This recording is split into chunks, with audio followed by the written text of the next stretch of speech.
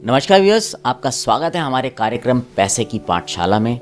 और आज मेरे साथ डॉक्टर कुमार गौरव हैं। डॉक्टर कुमार गौरव पिछले कई सालों से फाइनेंशियल इंडस्ट्री से जुड़े हुए हैं और कई लोगों का मार्गदर्शन कर रहे हैं उनकी फाइनेंशियल वेल्थ को बढ़ाने में। और ये फाउंडर हैं नर्चरिंग वेल्थ के। डॉक्टर कुमार गौरव, आपका बहुत बहुत स्वागत है रेडियो द्वारका में। डॉक्टर साहब, आप बहुत सालों से हैं। जनरली जो इन्वेस्टर होते हैं, जब वो इन्वेस्ट करते समय उन्हें किन बातों का ध्यान रखना चाहिए, या मैं ये कहूँ कि ऐसी क्या 3 गलतियां हैं जो जनरली इन्वेस्टर इन्वेस्ट करते टाइम करते हैं?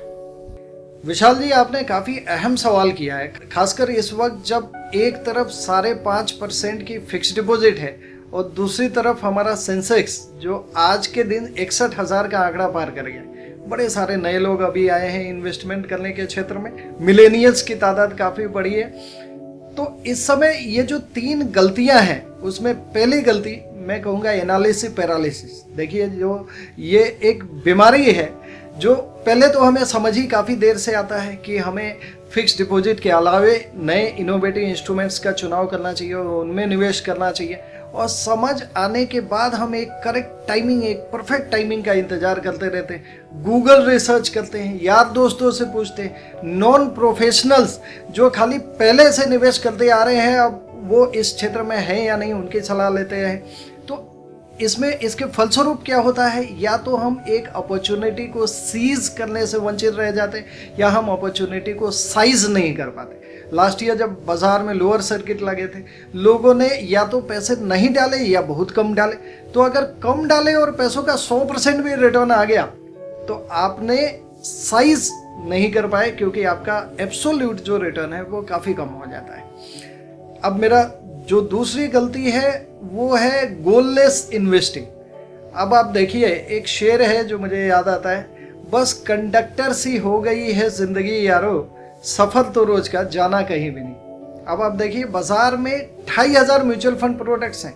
हर प्रोडक्ट सेबी द्वारा अप्रूव्ड है और सबका एक गोल होता है, एक मंजिल होता है, एक रिस्क बिहेवियर होता है। अब आपका लक्ष्य क्या है ये आपने तय नहीं किया, आपने टाइम ड्यूरेशन उस लक्ष्य का तय नहीं किया, आपने अपनी खुद की रिस्क अपेटाइट चेक नहीं की।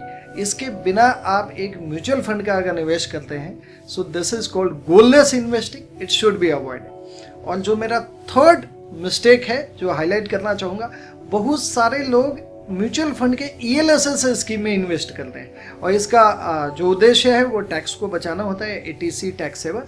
मगर आप देखिए, औसतन 70% से ज़्यादा लोग जो साल का लास्ट क्वार्टर होता है, हमारे यहाँ आदत है कि जो अंतिम पड़ाव होता है उसी में हम यात्रा शुरू करते हैं। तो जो अंतिम चौथा क्वार्टर है, अगर आप ATC के रिबेट के लिए निवेश कर रहे हैं, उस समय मार्केट का स्तर बिना देखे आप पूरा का पूरा 1.5 लाख रुपए अगर लगाने हैं तो इकट्ठे ही एक इक्विटी स्कीम में लगाते हैं, जो मेरी समझ से नहीं करना चाहिए। हमें टुकड़ों में निवेश करना चाहिए, स्टैगर्ड इन्वेस्टमेंट करना चाहिए।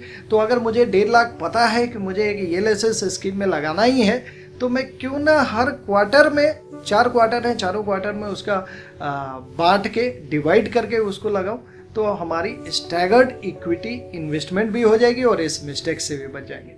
सो मेरे हिसाब से यही 3 मिस्टेक है। धन्यवाद। डॉक्टर कुमार गौरव, बहुत बहुत धन्यवाद। आपने बहुत ही अच्छी जानकारी दी और मैं उम्मीद करता हूँ हमारे जो व्यूअर्स हैं उनको ये पसंद आएगी। सो व्यूअर्स, पैसे की पाठशाला के आज के कार्यक्रम में आपने सुना कि क्या गलतियां होती हैं जो हम इन्वेस्टमेंट करने के टाइम लोग कर जाते हैं अक्सर। अब आपसे विदा लेते हैं।